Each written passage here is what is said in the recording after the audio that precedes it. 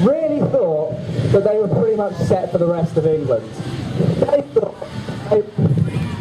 They thought that they would have no opportunity to get defeated. They thought everything was gonna go fine. We'd all be Vikings. No, that'll be not speaking Norwegian. So, the Vikings, having made their victory at Fulford, travelled down to a place called Stamford Bridge. No, not the football ground, an actual bridge just outside of York. They travelled down to this place called Stamford Bridge, where they intended to control the river crossing, control York, and control the entirety of northern England.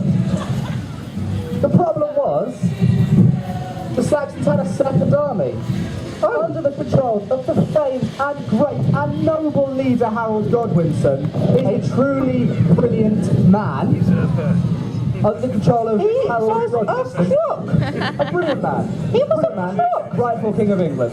He was not the rightful King of England. He was Under a the cheat. control of Harold Godwinson, rightful King of England. Cheat. The Saxon army marched up from London, collecting men as it went, as it was so numerous. The Vikings wouldn't have stood a chance, even if they'd have known they were coming. The real problem was, of course, the Vikings had no idea the Saxons were coming. They should have twittered. Yeah, they should have done. They should have done. You're quite right. The Saxon line moved forward. You can see here the Saxons adopting a boar's snout formation. The Vikings charged, Go Vikings! attempting to break the Saxon line. Now bear in mind the Vikings here are without their armour, barely with their defences, because they had no idea they were about to come under attack. The Vikings charged and they fought hard, but at the end of the day, they weren't fresh. They'd just come out of a battle. They weren't armoured, even though the Saxons, many Saxons died in the attempt. Well, most of the Viking army on the wrong side of Stamford Bridge died. Now here there's a fairly famous story. If you go up to the village near Stamford Bridge, you'll find an inn known as the Lone Swordsman, or the Lone Axeman. The story goes that during the Battle of Stamford Bridge, one singular Viking stood on the bridge himself and blocked the entire Saxon army from crossing. You see here his Go Vikings! being tremendous, putting down Saxons left, right and centre. Every time the Saxons sent someone across to take him, he just beat them back and put them down. A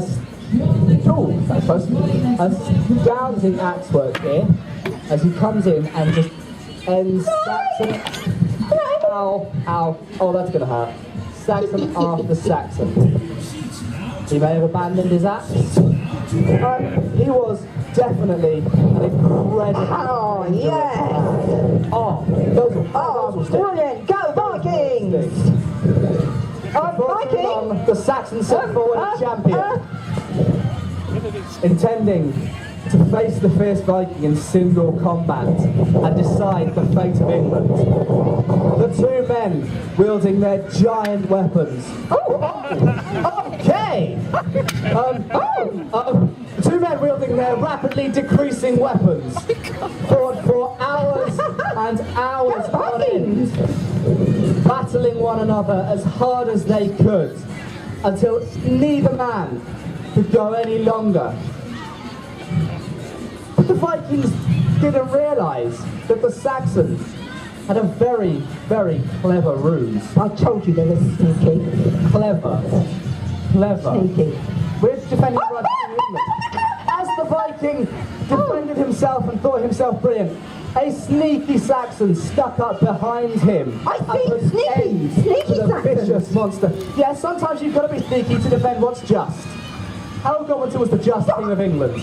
Ladies and gentlemen, we're going to take another quick break while our fighters take on water, particularly the singular